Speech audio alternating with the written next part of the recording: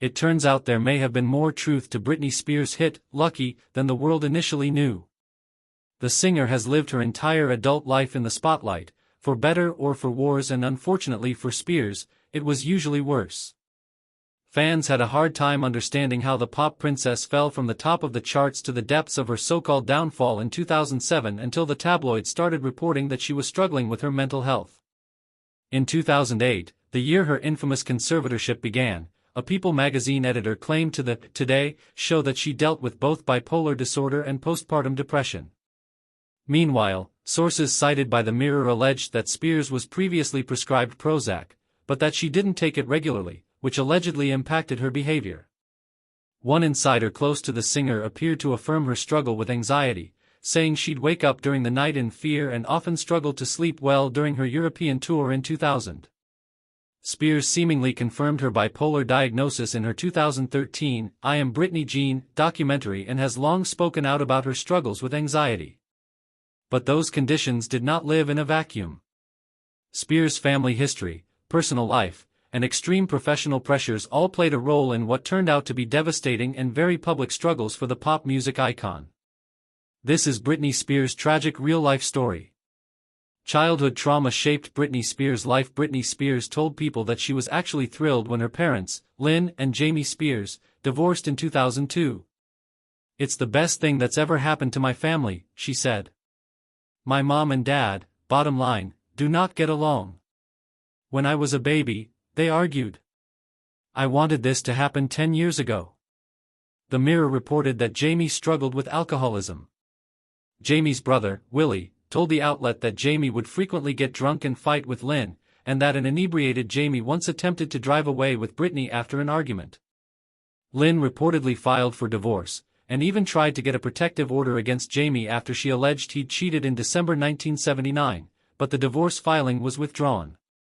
When her parents' fights were particularly traumatic, young Brit retreated to her aunt's nearby trailer. Jamie got sober in 2004 and reunited with Lynn in 2010, with sources telling Us Weekly that Britney's troubles partly inspired the reconciliation. Jamie's issues may have extended beyond him. Rolling Stone reported that his mother died by suicide when he was 14. A former manager for Britney told the magazine, "She is the product of some very, very bad genetics." Sources told the Mirror that Britney performed to escape her troubled home life. Her ex-boyfriend, Adnan Khalib, explained to The Sun, "Her childhood was centered around becoming a star, and I feel she is determined to give her kids a real childhood, unlike what she had. She felt extreme pressure to please everyone around her." Britney Spears was nominated for the Best New Artist Grammy in 2000. She lost, which hurt her, largely in part because she so badly wanted to please her parents. "My mom wanted me to win so bad. And my dad," she told Rolling Stone. "I felt kind of sad that I let them down. And then I talked to them, and they were worried for me. My mom said, 'Baby, I could care less if you win or not. I love you.'" The pop star also admitted that she often felt lonely and torn between her Kentwood, Louisiana upbringing and her Hollywood lifestyle. Spears admitted she appreciated being reminded that she was so young at the time, explaining, "It makes me feel good when people realize I'm just a kid, because people expect so much out of me right now." Spears' discomfort with fame hasn't exactly faded with time. She said in her I Am Britney Jean documentary in 2013, via The Hollywood Reporter, that she believes she thrives under pressure, but that she felt alienated from the public when she was constantly hounded by paparazzi. She also revealed, "I'm a shy person and I'm particularly not really made for this industry because I am so shy. It's not something I deal with so well." Low self-esteem and body image issues plagued her. In 2008, a source told Rolling Stone that Britney Spears got breast implants early in her career. Her mother, Lynn Spears, was reportedly encouraging of the first augmentation, but Britney was devastated at the public backlash to her suddenly ample chest. When Britney saw the papers, she was crying in the bathtub uncontrollably, asking, "Why is everyone being so mean to me?" It was very hurtful for her to go through something so private so publicly, a friend told the magazine. Choreographer Darren Henson, who frequently worked with Britney, explained of the public outcry, "When other girls did their boobs, they were like, 'Yeah, I did my boobs, move on,' but Britney was brought up to lie about herself. The pop star allegedly later had her breast implants removed after her natural breasts grew larger. It wasn't the only cosmetic tweak Britney may have used. She admitted to In Style, via HuffPost, in late 2013 that she'd had lip injections and other fun stuff, the latter of which she didn't specify. Experts have also speculated that the singer also underwent a nose job. She admitted in her youth, "I wish my hair was thicker, and I wish my feet were prettier. My toes are really ugly. I wish my ears were smaller. And my nose could be smaller." Britney Spears was severely overworked in her 2000 Rolling Stone profile. It was revealed that Britney Spears had room for only an hour of quiet time for herself each day. Part of her public struggles in 2007, a friend of the singer told the outlet the following year, stemmed from never having downtime to learn who she was. "For years, everyone manipulated Britney. If she didn't want to come out of the trailer, the label would come to me, saying, 'Please talk to Britney, make sure she performs, and we'll take you on a shopping spree. Now this is her time to play,' the pal alleged. Another anonymous friend claimed that even when there were discussions about giving Spears a break, the machine always won. Her team was reportedly so controlling that they even picked out her underwear and lip gloss in an effort to maintain her sexualized yet virginal image, her pal alleged. In 2002, Spears told Rolling Stone that she wanted freedom to go to Starbucks and pump her own gas without assistants or bodyguards around, adding, "I'm supposed to take 6 months off, but I probably won't. The whole point of me taking a break is to be out of the public eye and not see my face on TV, because I'm sick of myself." 2 years earlier, she told the outlet, "My anxiety has just been crazy. Maybe I'm just changing and getting older, but I find I need to have my downtime, just to myself, or I'll go crazy." The pop star's love life may have scarred her. In 2000, Britney Spears and Justin Timberlake were the pop power couple.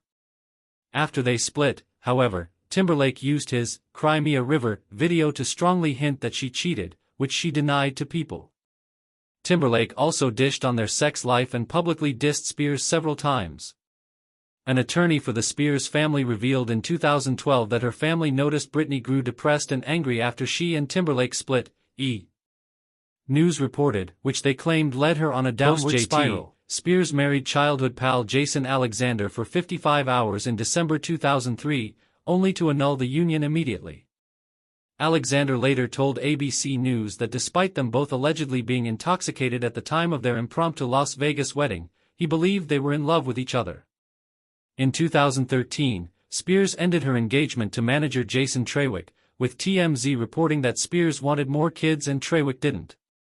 Other sources claimed he was stressed over having to care for Spears and needed a partnership with more equal footing.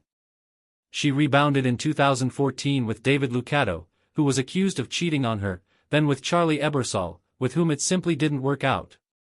Spears would later embark on a 6-year romance with model and trainer Sam Asghari. Britney Spears was devastated over having an abortion, one of the most surprising and painful experiences that Britney Spears kept private until she unveiled it in her memoir, The Woman in Me, published in October 2023, was a first-person account of having an abortion.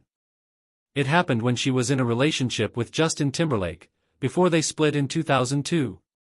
While Spears revealed that she was overjoyed about being pregnant, Timberlake was allegedly far more reticent, a circumstance that led her to abort the baby. "If it had been left up to me alone, I never would have done it. And yet Justin was so sure that he didn't want to be a father," she wrote in her book, Per People.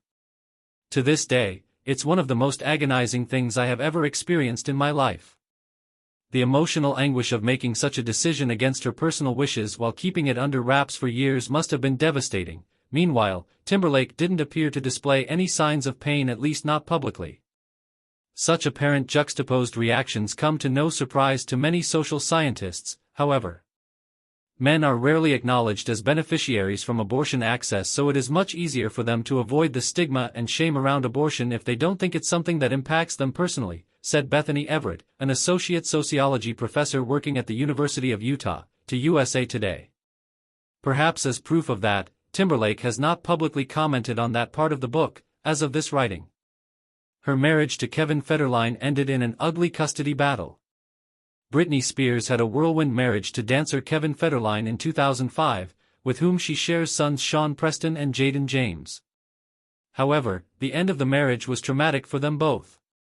Sources claim to Rolling Stone that she began dating Federline because he was a backup dancer for ex-Justin Timberlake, and she wanted to spite him. The outlet also reported that Federline encouraged her to fire most of her team, including mom Lynn Spears and longtime manager Larry Rudolph. A friend alleged to the outlet that Federline often ditched her for his friends, making her feel abandoned and lonely.